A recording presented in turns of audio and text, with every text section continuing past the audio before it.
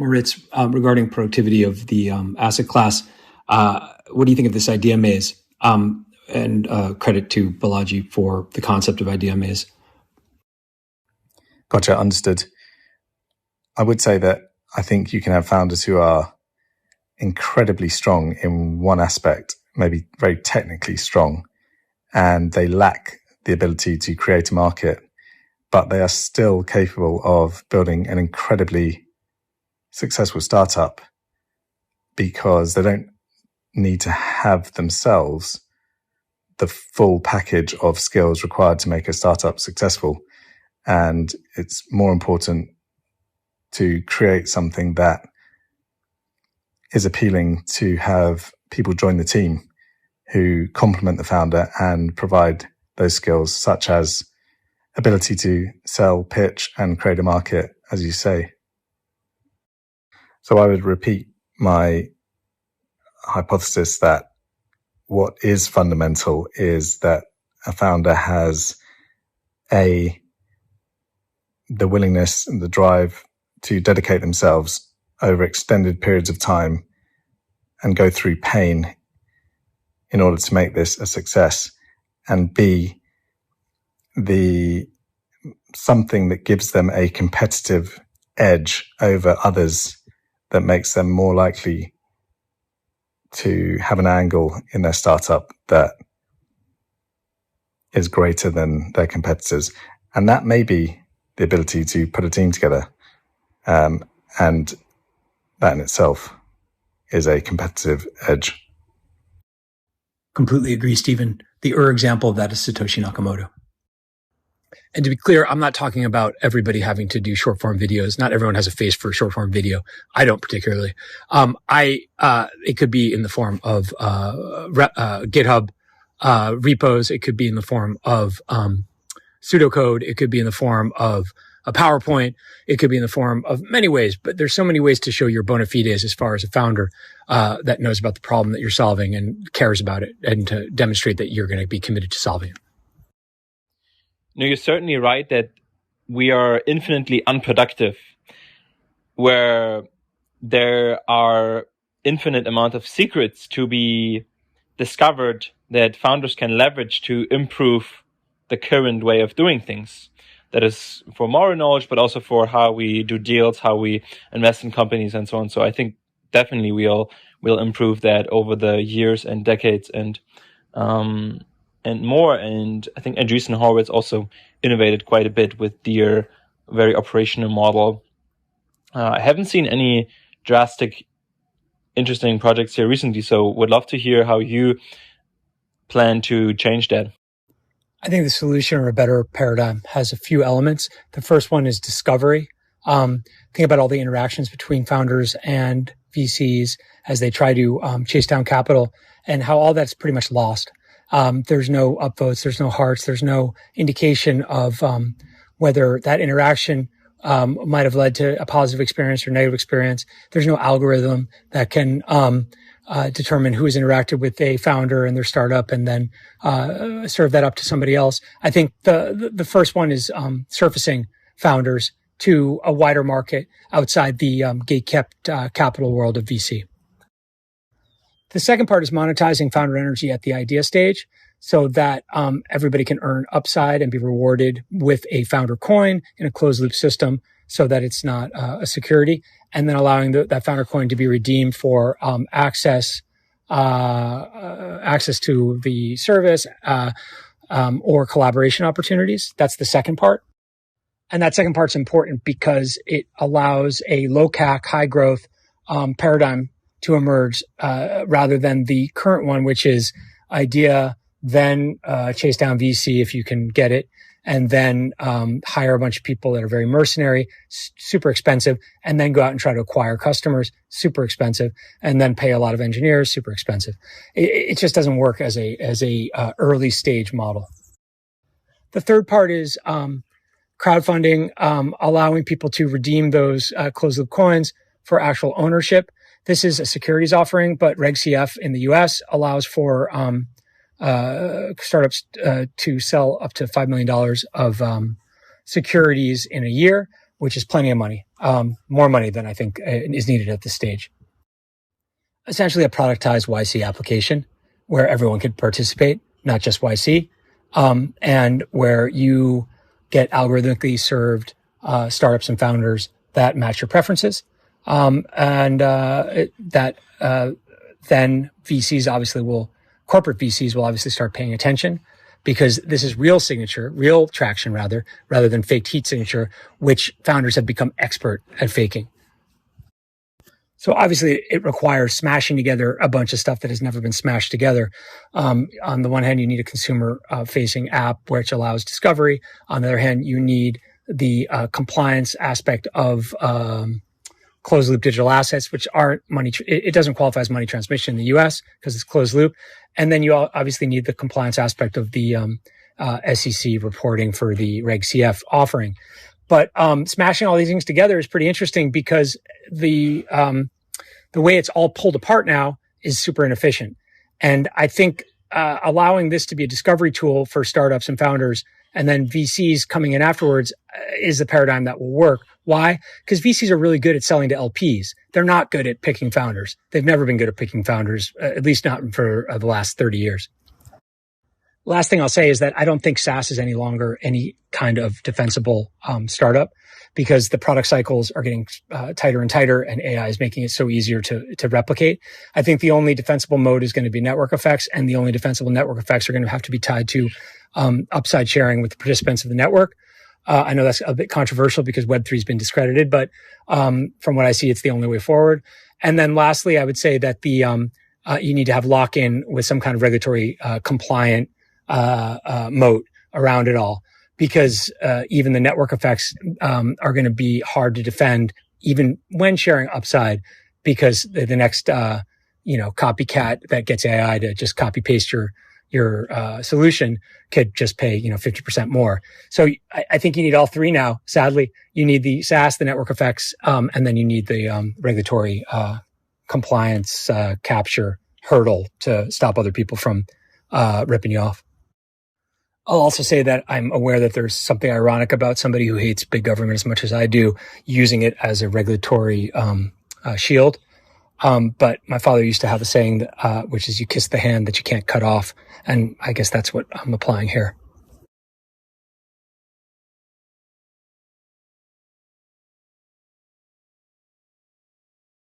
I don't know how to read this chart, but I would make the observation that Uber for a while was worth at IPO was worth 50 or $60 billion, and it had raised $30 billion.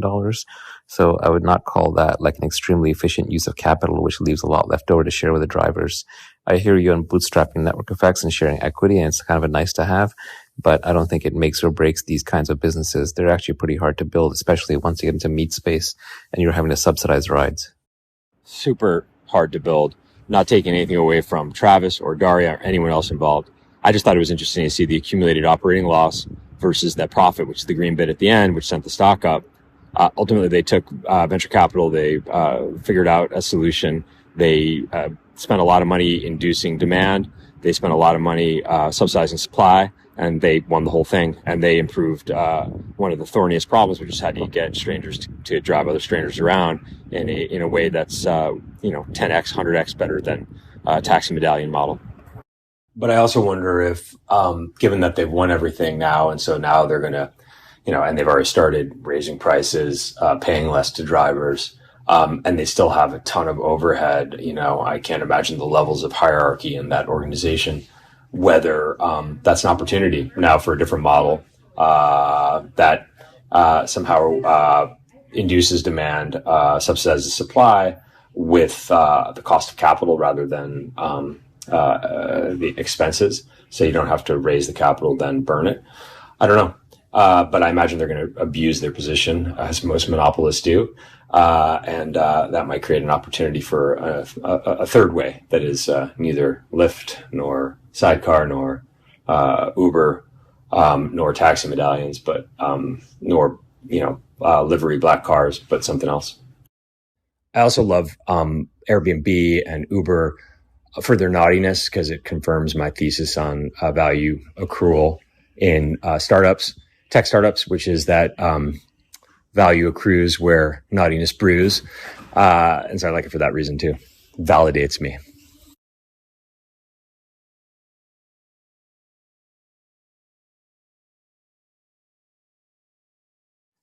I agree with your point about surfacing founders. One of the major criticisms that I think is completely justified of the VC sector is how much of a boys' club it is. It's so biased, and it's fine if you're a Western white Stanford MIT graduate. But once you move outside of that kind of demographic, it gets progressively harder and harder to get in. I think VCs definitely invest in clones of themselves, and I would imagine that is where you could start to see interesting results and improve success rates. That's complete conjecture on my part, but yeah, I definitely think they need to break out of that boys' club vibe. Fair points. But I think I wouldn't even care so much about the insularity if they were better at it. And I also don't think that any of them are going out to try to pattern match. And I think everyone's doing their best. And all the incentives are there for VCs to crush it and find startups that are actually going to end up being giant natural monopolies, spinning off buckets of cash flow. They're just not very good at it. What they're good at, and this is, you got to give them credit, they're good at becoming VCs by convincing LPs to give them money. What they're bad at is finding founders to invest in, and the result is a 90% founder startup VC failure rate. And I repeat, I think that's an existential problem for our civilization. We need more founders, not less of them. We need more startups, not less of them. And we need more VCs, not less of them. And so whatever's going on now, and again, everyone's doing their best, and everyone's trying to find, surface, fund, help, cultivate, incubate, accelerate, invest in, provide infrastructure for startups and founders and capital allocation. That's all great. Something's not working as well as it could be, and I'm going to try to fix it. We'll see. I might not fix it completely. Probably not. That would be weird if I did. But I think it's a huge opportunity. If tech startups are the biggest opportunity for an individual to convert their knowledge, as Naval would call it, their specific knowledge into something that can spread virally on the internet and solve a lot of problems, then I tend to think that the best place to put my attention is a solution to this problem, which will enable many, many, many, many more tech startups to be launched, funded, and ultimately successful. What do you think? So I'll preempt and say this will be about homelessness. JoinPromise.com, a YC Windsor 18 startup, tries to decrease incarceration by fixing one of the biggest causes, which is government-related fines. So they built a solution that basically made payment plans easy for governments. They feel that's the touch point where they can make the most impact. I know there are a lot of services that supposedly help you if you're in danger of being homeless, yet the problem is still rampant, and I feel like on the rise in, at least from what I've seen and heard, New York, Seattle, and SF. So would it make sense to create a business model around financing plans for people who are in danger of being evicted? What are the immediate challenges that come to mind when you hear this?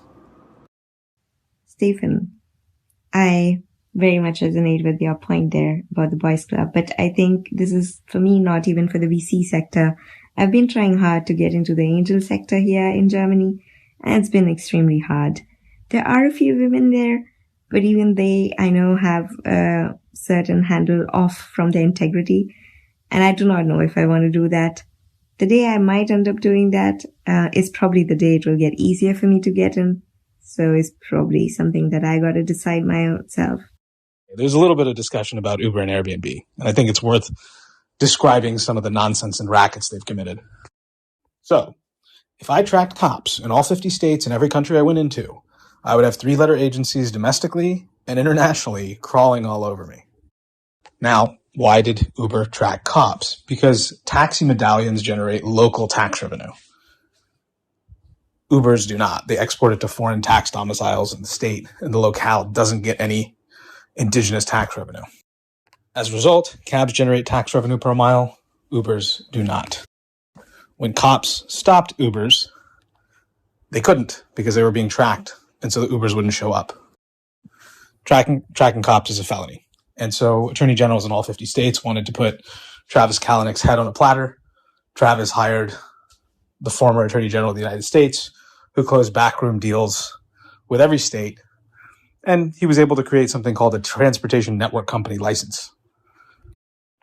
This has a yearly fee, but generates far lower tax revenue per mile than a cab.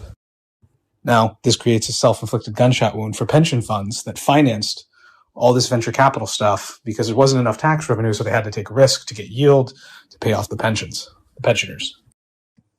Airbnb is another type of racket. So if you go look at which lobbying firm they hired, a famous attorney general of the United States' daughter happened to work there.